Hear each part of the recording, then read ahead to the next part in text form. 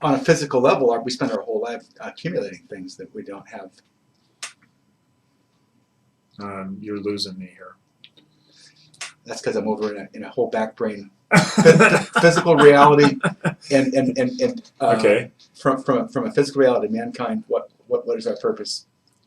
Survival.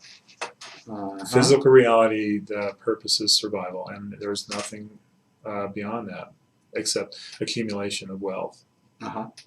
Which is where we take it with. Right. As we become more front brain with it, Okay. we try to create with that.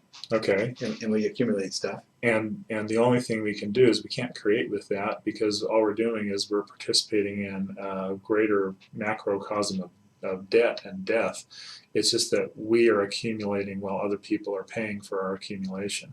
Instead of the mutual accumulation, mutual edification of all, which is actually possible if we all have our birthright life, and we're participating in our birthright life potential, then the meshing of the gears fits together so infinitely supportively that everybody will, attain a higher level of being with every interaction.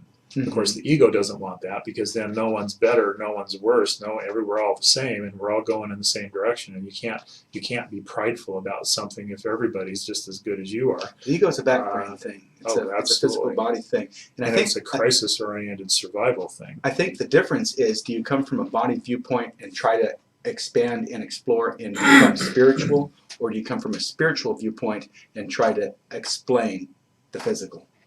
I think the viewpoint from which you come from is the way to ultimately figure out, because the recognizing of birthright, it's something I haven't done yet. Well, I personally came from a very body-oriented reality as my initial perspective of reality, and I've transitioned. I've actually lost. At times I've lost appreciation for the physical, and recently been brought back to the awareness that, if I don't pay attention to the physical, I'm going to destroy my body, and my time here will be limited. And so I've gained appreciation for my physical being. Even though I had immense appreciation for it to begin with, I kind of lost that because my focus was so spiritually oriented. I know a lot of people who are more etherically, spiritually oriented people who have no appreciation for their physical body, and their challenge is to gain appreciation for the physical, rather than continue to have disdain for it. I think what I'm doing is distinguishing between having a physical body with a spiritual aspect, as opposed to being a spiritual being that has a physical aspect. Say that again, please. There's a big difference between being a physical body that has a spiritual aspect, or a spiritual being which has a physical body aspect. Those are two different ways of looking at. And what I'm saying, there's actually a merging of those two, is actually both appreciating both for what they provide you. So yes, you are a physical being and a spiritual being at the same time, instead of being a spiritual being with a physical body, or a physical body with a spiritual aspect. You actually are both. And the merging of those two gives you the ultimate potential for experiencing this world. And see, I've gone broke physically trying to stay focused on the spiritual. And that's not a good way to live this life. You're in a point in life, though, where you've recognized, I don't know how long ago you recognized what your birthright was, but...